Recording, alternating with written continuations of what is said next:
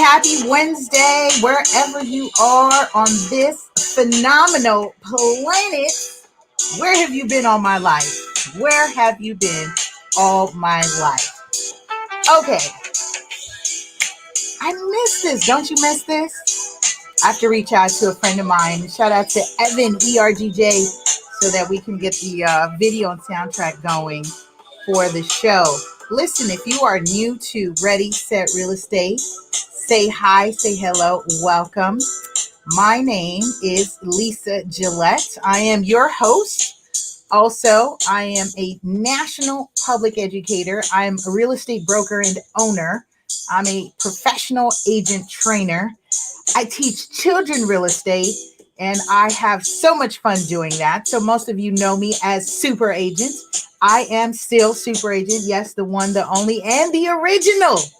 More Super Agents to come as I start to expand my real estate company. And I'm really excited about all that. But in any case, I wanted to come on and continue to kick off season 8. Did you think I had disappeared? No. Lisa has been working on lots of stuff. Thank you, Miss Golden, for sharing that. Appreciate you. Thank you very much. Hello, Aunt Viv. She says, hi, Lisa Gillett. Double T, no E. Still razor sharp without the E. Double T, no E. So thank you. It's good seeing you. Thank you for sharing. Listen, you know the price of admission for viewing the show. All I ask is that you press 1, let me know you're here. Press 2, lets me know that you shared it. Sharing is caring. My husband and I went to Catalina Island this past weekend just for a weekend getaway, just some adult time. And it was funny because we were noticing the signs throughout the island said, wearing is caring. And I just thought that, it's a fun spin on sharing is caring. So wearing is caring. I have a series that I want to cover with you. And the reason being is because I am seeing lots of, I'm just seeing a lot of funky terms on these real estate deals. You got it. Thank you. That's right. GILLETT. You got it. I'm going to also, let's see if this works. I know Facebook and YouTube doesn't like when you drop links in here. But let's see if that works. It's bit.ly, or it's a bit.ly link / real estate class 2021. Is it class? Vivian, I know you signed up. Is it real estate class? I don't even know the links, But one of those links should work for you. Actually, let me do this. Let me see. I'm going to actually share it like I did the last time. Remember when I did that the last time? Oh, yeah, it is right. So Real Estate Class 2021. So I'm going to take you to that shortly. Let me just share my screen because this is my announcement. I am letting you know we are now continuing the next month. I'm doing 4th Saturdays of each month. Free real estate class. Give me a real estate game for days. This stuff is easily worth. I mean, I've been in the business for 15 years. I'm actively writing offers, closing deals, consulting, training. And like I said, I'm seeing lots. It's working so far. Okay, cool. Thank you. So let me share that. Thank you.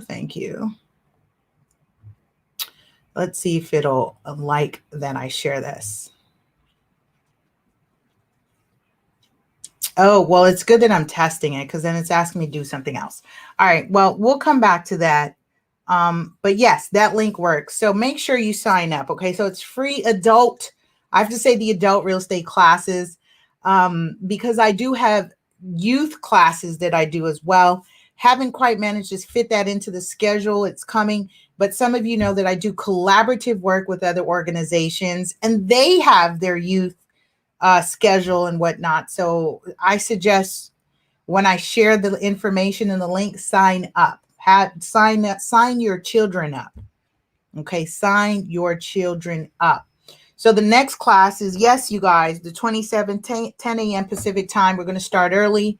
And we're going to be talking about iBuyer and cash offers. iBuyer and cash offers. The reason being is because I notice, people always think cash is like, wow, wow.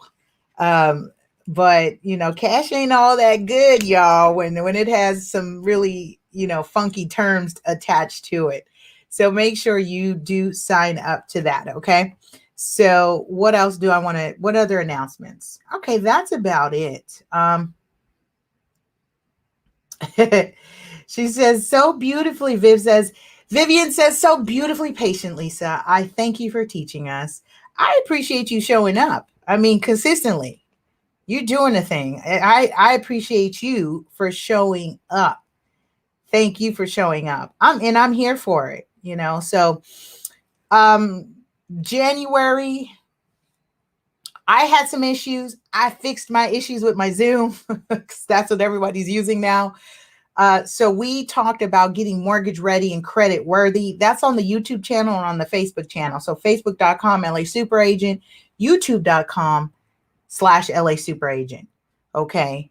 You can go check that out. All right. Um, and then you'll be caught up. You haven't missed a thing. You haven't missed a thing. This month, we're going to talk about iBuyers and cash offers. I want to debunk some things that I see people getting caught up with all the time. Anyway, I'm not going to belabor that today. Viv says, I'll be the 50.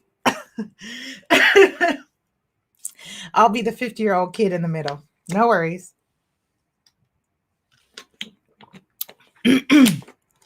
I welcome kids of all ages. Be like what's the saying? Minds of a babe, right? Like the mind of a babe. That's what's important. Okay, so I'm going to leave this up here for those of you who are new. If you are new to me, welcome. Hello. We are doing today I'm going to do a discussion style. I'm not going to do webinar style for the show. I'm going to do discussion style, and we're just going to talk about caveat emptor. Caveat emptor. All right. I shared on some of my other platforms. A lot of you were like, where have you been? I haven't seen you online as much. Listen, I am taking care of my business offline. I'm proud to say I'm in my first year of law school.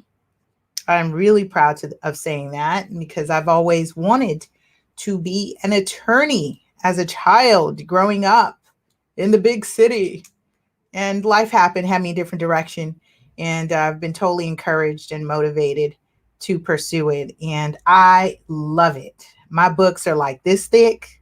They are no joke. The reading is no joke. But it's right up my alley. It's what I have always done in my researching and my writing and my discovery, debating, negotiating.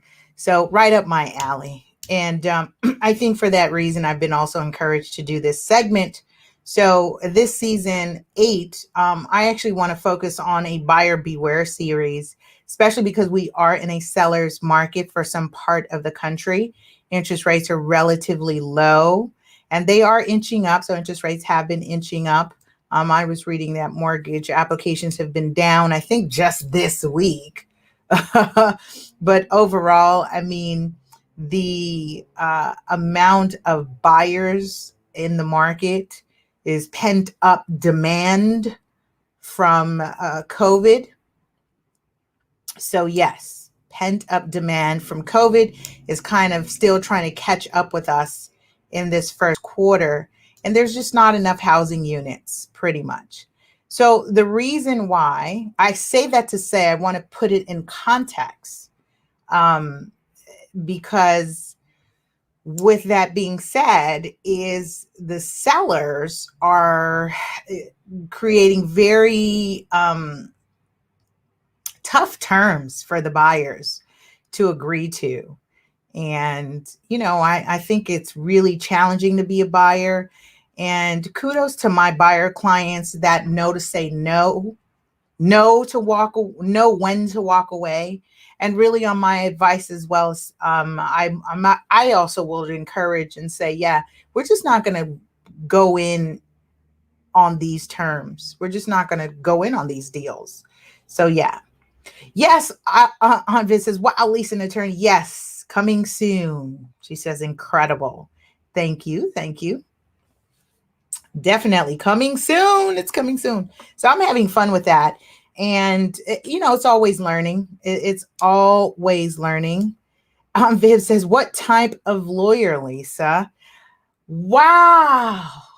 You want to take a guess? Why don't you guess? What type would you think I would become? What shoes would I fill in? I am watching the clock too. I'm not going to do a long segment today because I do have a consultation with a new buyer client. So I want to be mindful of my time so I can prepare for that meeting. In the meantime, let's talk about caveat emptor. This term is a Latin phrase that refers or translates to let the buyer beware. Let the buyer beware. Let the buyer beware. Drop that in the comments below for me. Type that in, buyer beware. All right. Buyer beware. Because this is not, and this is kind of the fun thing about being in law school, right? Is because I was sharing with my husband and, some other people that I talk with, even my mother, and I was just mind blown. I was like, gosh, this is scary of how many things we do on a day to day when we negotiate, do contracts, we buy and sell goods all day long. You were sending Zelle and Cash App and PayPal and Bitcoin and trading, and there's offers and considerations and there's terms and there's this and that. I said, gosh, this is kind of scary that we engage in these practices on a daily when you should really have legal advice on a lot of these things that, we're engaging in. So kudos to those who do have a legal team that you confide in and that you refer back to. Because, as I delve really into the practices, the legal practices and the business of law, it is really interesting and encouraging because I know how I can serve more clients and serve more, more of my community. So I'm really excited about that. So yes, this term right here, caveat emptor, refers to buyer beware. So let's talk about that. One of the first buyer bewares I want to talk about is this thing called the deposit. Yeah. Bong, bong, bong, bong. You got it. Absolutely. Yep. That is a very accurate guess. Yep. I am not straying away from the home court, Vivian. I've got quite an advantage, says my other attorney friends.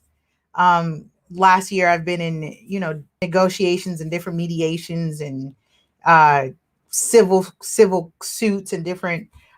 I mean, 2020 was off the chain in terms of my experience and things that happened, including, getting married and all that. Giving it to their client and says, sign this, and we're going to send it to the buyer and the buyer's agent, and they're going to agree to this.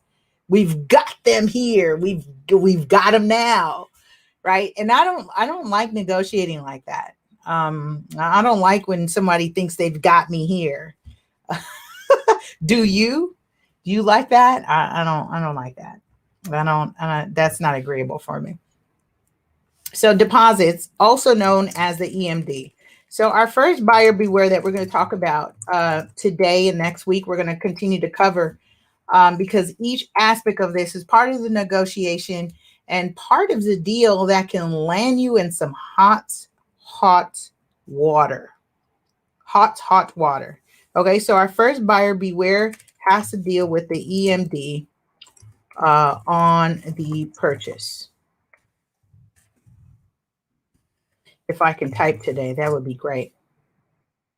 So on the EMD of the purchase is what it would be. EMD, what's EMD? You know, I love acronyms. I mean, this business is full of acronyms.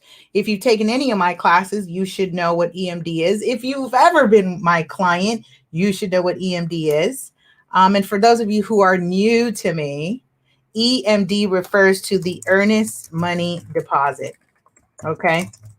So we're going to begin there with our buyer beware conversation of this series as we kick off season 8. I think I have close to about 150 some episodes, a total of over 500 videos on my YouTube channel, from personal development to real estate content, and just enjoy. And I've uncovered during COVID or during the pandemic, I knocked out about 16 classes or, quick workshops on personal development and marketing strategies and systems for the entrepreneur. So I really love that. That was so much fun. And that was my way to give back and encourage during a time that was a very unknown period for a lot of us. Okay. So in any case, EMD stands for earnest money deposit, your earnest money deposit. So drop that in the comments below, your EMD. As we talk about buyer beware, why am I bringing this up? Why would I say buyer beware when it comes to your deposit? I want to know. I want to know now. I want to know now. Vivian says, we don't read and then they try to tell you what the agreement says so that you don't read it sometimes. That is true. Sometimes I actually have clients that tell me straight up, Lisa, I'm not going to read that. Do I? Oh, you're not? Whether you choose to read the contracts or not, guess what? I was reading this in one of my case laws. And, it's so funny because I'm in law school, a lot of my real estate discussions are now going to be intertwined with case law, a lot of these cases that I'm reading. And it's so much fun. It's wonderful. I feel encouraged. So that's a great attitude to have. Especially with all this reading that I have to do. So one of the things that I was reading, which was interesting, is the defendant lost their suit. They were being sued by the plaintiff over a contract that was modified and signed. And the contractor, so the homeowner, was requesting, okay, so hold on, people, time out. I'm going to sidebar real quick because of this comment that Vivian, I'm going to hold this comment up right here. I'm going to sidebar real quick because of this comment Vivian shared about not reading, because I want to show you how this plays out legally.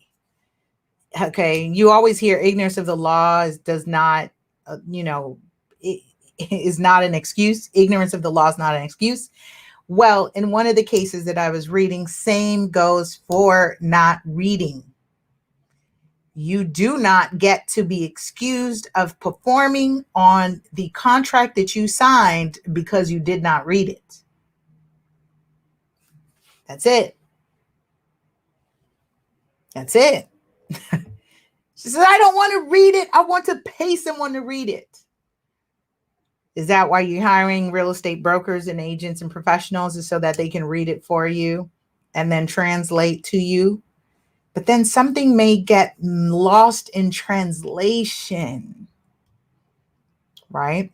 So what I always disclaim with my clients in that scenario, and then we're going to jump back onto the EMD, is I always say, it is part of your due diligence to read. If you would like some late night reading, something to read while you're in bed, I suggest you read a copy of the contract that you signed.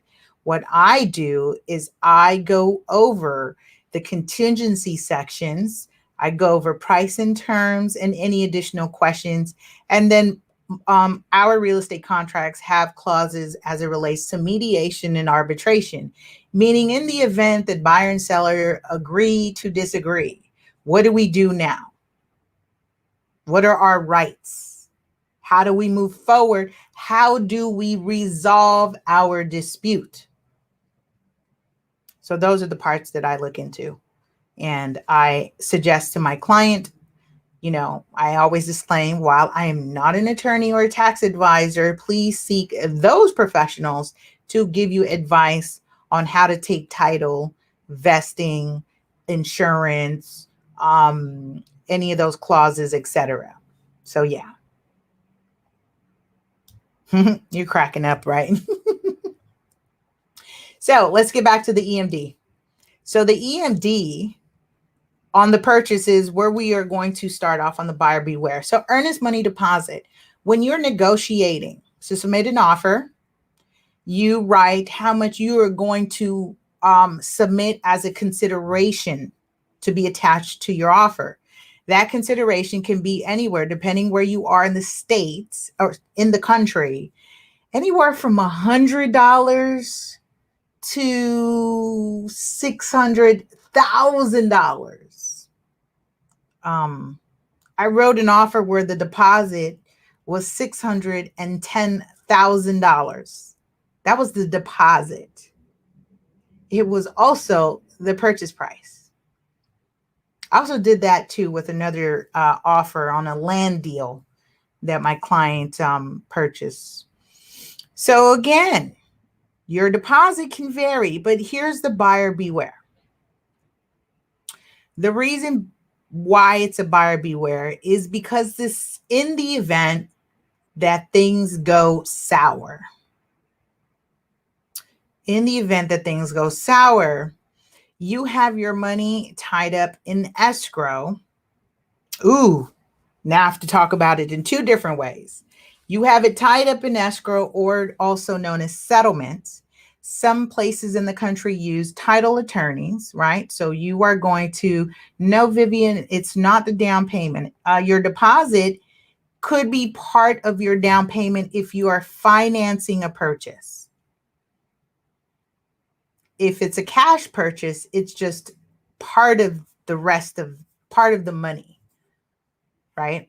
So your down payment, your deposit is part of a down payment if you're financing.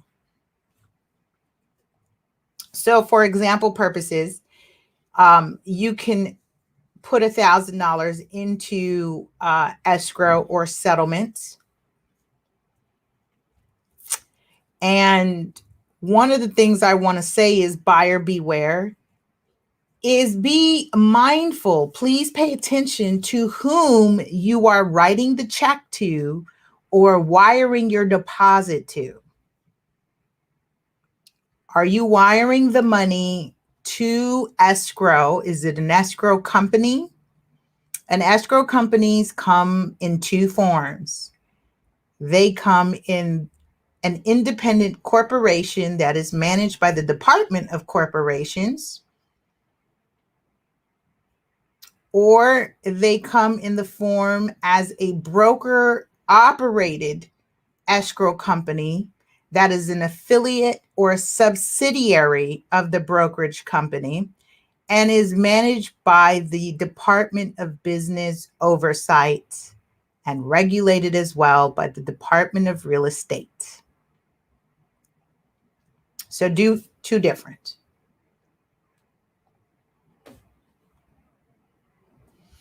Two different, okay? I talk about this in my book called Just Fell Out of Escrow, Top 5 Reasons a Property Does Not Sell. I talk about what escrow is, also what it's referred to, settlement. Some escrow companies are, if it's an independent corporation, I prefer one that's familiar. I also prefer working with a title company as well, as an escrow holder. That's always great. Did a couple transactions with a title company where they operated as the escrow holder. That happened. I saw that happen more during COVID and the pandemic, with things falling out of escrow, canceling and falling out. And I think the high risk or the volatility of the market right at that time encouraged more agents to use title companies. just to have that money secure, especially even as brokers and as agents, because our money, i.e., our commission, is tied up in the transaction as well. And so I'm saying buyer beware when you're writing your offers and you get an offer accepted, and then you are being instructed to submit your money to whomever, right? I talked about this when we were learning about wiring money and how rampant wire fraud is. In our contracts in California, I don't know about other states, we do have a wire fraud advisory, meaning heads up, heads up. Please confirm the routing and account numbers with the recipient of the money to make sure you are sending the money to the right people, person, entity, company, okay? Because in the event that that money's intercepted and then you have fraud, that money will be gone. That money will be gone. So that is the first part of buyer beware I want to talk about with these EMDs. The second aspect of the EMD, we're talking about earnest money deposit, that you should be aware of is when the seller is asking for such a high deposit. Because once again, in California, well, you know what? This just changed. And this just changed because, so what did just change? I'm in my head. So prior to COVID and prior to the moratorium, there was a cap on, the civil suits, like small claims, right? Small claims is $10,000, no more than $10,000. And so I recall writing my contracts and deposits so they didn't exceed a certain amount in the event the buyer and the seller would have to end up in court. And it just became a mess, right? You want to be able to file a suit and be able to recover your money, but small claims will only cover $10,000. But guess what? I don't know about any other states, but in California, that cap has been removed. So small claims is no longer capped at $10,000, meaning that you can sue somebody if they owe you more than $10,000. Here's why recently that cap has been removed, is because easily, on average, where I have rents at about $2,200 to $2,500 per month, let's do the math on that. COVID hit February, March. So let's say people have not been paying rent for the last 8 months. The last 8 months, they haven't been paying rent. Their rent is $2,000. What is that, people? That's $16,000. So once this moratorium is lifted, that means the landlord can sue you now, small claims, for the $16,000 you owe them. So while they also extended the moratorium, extended protections, they also remove the cap in small claims court so that the landlord can sue you as a tenant who's not paying if you don't follow suit through what the new law states and compliance of paying 25% of the rent that you owe, making a payment arrangement. It's not free for all. This moratorium is not that. It's just giving you time.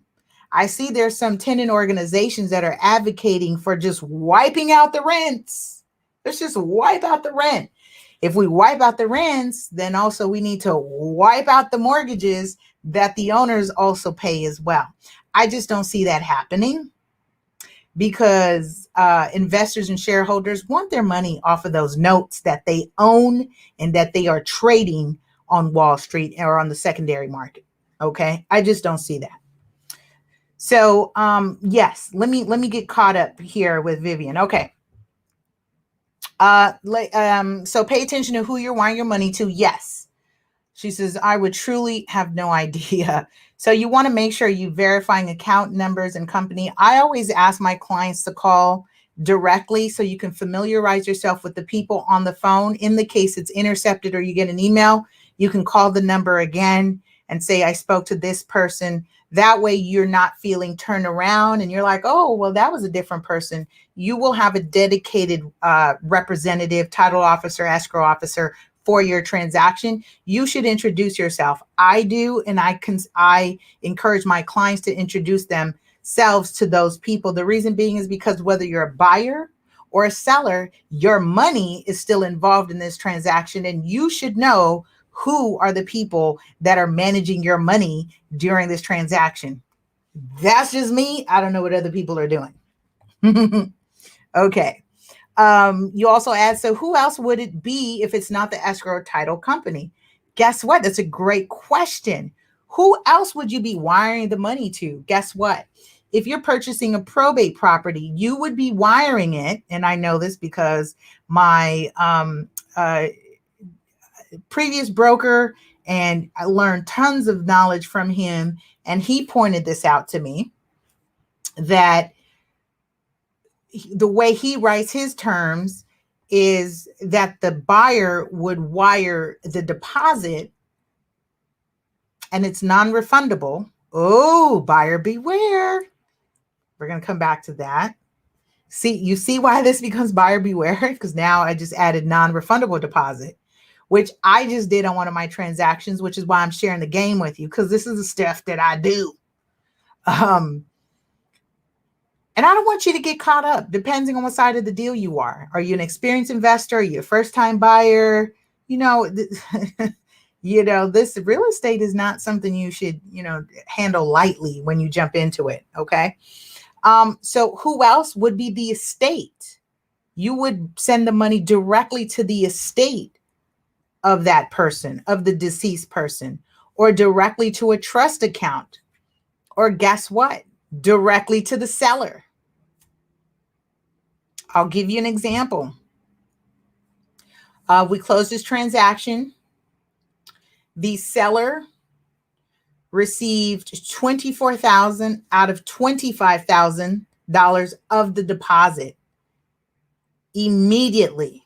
It was an immediate release directly to the seller. Non-refundable, meaning if the buyer canceled, that money is what, people? What happened to the money? I said it's non-refundable. If the buyer cancels, what happened to the money? That was immediately released to the seller. It's gone. It's gone. Non-refundable. Say buy deposit. Buy deposit. I was representing the seller. Yes, I was the one that was responsible for writing those terms, and the buyer was an experienced investor. And so they were willing to do it because it was understood, even though it's no one's business what the seller is going to do with his money, because it's the seller's money now, it was understood that the seller would get a jump start on moving, right? Being able to put a deposit on storage and a new place to live, to jumpstart that process. But that's none of anyone's business whether he does it or not. What is stipulated is that the money is released to him immediately. And I've seen transactions done that way where the deposit is paid directly to the seller. So buyer beware again, right? We are welcome. Say hello and make sure press 1 lets me know you're here. Press 2 lets me know you shared it. That is the price of admission. We've got 9 more minutes and we're going to wrap this up. So deposits, EMD is a buyer beware, caveat emptor, because where is that money going? Wire fraud is rampant. And there's this thing in terms of having that money tied up, meaning if you breach your contract, buyer, I'm going to say this again, we're talking about buyers. In the event that you breach your contract, breach your purchase agreement, let me say it another way. You do not do what you said you would do according to your contract terms, the seller can keep 3%, up to 3% of the purchase price, which is the equivalent to your deposit. The seller can keep that for damages. It's called liquidated damages, meaning you made me take my property off the market. I've lost a window of opportunity to market and sell and promote my property to prospective buyers. Meanwhile, you had me tied up in escrow. You didn't do what you said you would do, or you couldn't perform on the terms that you agreed to. And then you want to cancel, but yes, you can cancel. I will let you out of this agreement, but I'm going to keep your deposit. What happens to the deposit, people? Let's say it again. Bye-bye deposit. Gone again. Gone again. I'm just not in the business of losing money, which is why I'm having this discussion with you, because I am looking at, in this hot seller's market, there's some really aggressive terms. I've written them myself when I represent clients, and I've also countered when I represent buyers. No, I'm not going to agree to giving you a $10,000 deposit. I'll give you $5,000 in escrow, right? And it's not me per se, it's the negotiation between buyer and seller, right? Yes, you have agents involved and they're writing all these aggressive terms, but it's ultimately the buyer and seller. You guys need to read, you guys and gals need to read the contract and decide if you are okay with that. Because I am noticing there's an increase on the deposit right now. Why would someone do that? To make the offer look attractive, to make your offer look strong, to say, you know what, I'm putting my money where my mouth is. I'm really serious. I want to go in. I'm going in. So that's why. That's why I'm seeing this, okay? So what are we talking about, people? We got 5 more minutes. We're talking about Buyer Beware Season 8 on Ready Set Real Estate. So thank you for joining us. Before I forget, make sure you are registered for our calendar of real estate classes every month. Got a cool calendar happening that I'm just so excited about. I really am. I really am excited about that. So let's finish up. Okay, so thank you, Vivian. She's like, I'm here. Yes, you are, dear.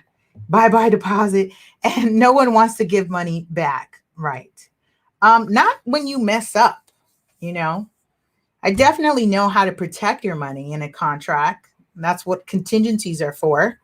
But sometimes, right now, the way I see it, sellers and sellers agents are requiring the buyers to remove their contingencies, and they're asking them to do this as an automatic. See, back in the day, it was that way, this passive removal of contingency. That's not how it works anymore. You have to physically check the box. I'm removing this contingency and I'm moving forward. And it has a big in bold, it says buyers should be advised that when you do this, you are removing a added layer of protection. You're removing an added layer of protection. So, caveat emptor, let the buyer beware. All right, so that's good. I'm feeling good today about that one. If there is anything that you want to discuss, let me know. Send me an email. I welcome show topics. Okay, just let me know. Topic suggestions, new guests, tag and share. I appreciate it. Let me know. I'm going to remind you right now, through April, annualcreditreport.com. They're allowing you to receive a free copy of your credit report every week, I think until April 22nd. So if you haven't accessed your credit report, I would do that. I have been recently subjected to fraud, identity theft. Somebody was using or compromised my social. So it's really good to have that and be able to look at your report so you can challenge your dispute and, clean that up. All right. So protect your credit report during this time, as there's a lot of moving parts happening. Okay. Also, if you want a copy of the CFPB Homeowner's Guide to Success, it has a budget sheet. It has some just great information that we covered on the last series that I did.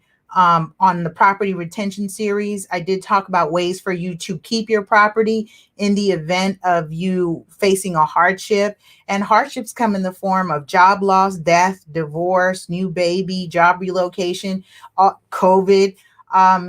It's important to know what options are available for you to keep the roof over your head. And of course, as a professional, I consult with clients, and as a last resort of going through those steps, if we don't see an option to keep it, then how do we maximize the equity in the property to either downsize or do something else so that you still have a nest egg and you can keep the equity, especially in a market such as this right now.